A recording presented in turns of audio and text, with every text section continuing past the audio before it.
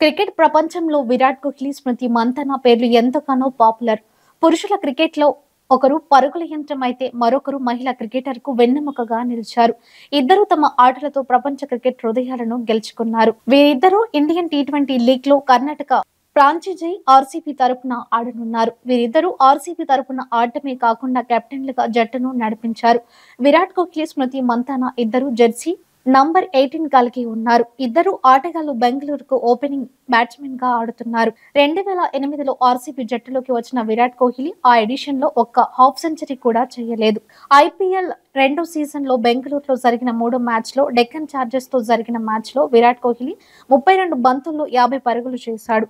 మహిళా premier league లో స్మృతి మంతన కూడా తొలి లీడ్ లో ఒక అర్ధ సెంచరీ కూడా చేయలేదు. అయితే రెండో సీజన్ లో మూడో మ్యాచ్ లో ఢిల్లీ క్యాపిటల్స్ పై స్మృతి తన తొలి అర్ధ సెంచరీని నమోదు చేసింది. మరో సారూప్యత ఏంటంటే నిజానికి ఈ ఆటగాళ్లిద్దరూ తొలి అర్ధ సెంచరీలు చేసినా ఓటమి చవి చూడాల్సి వచ్చింది.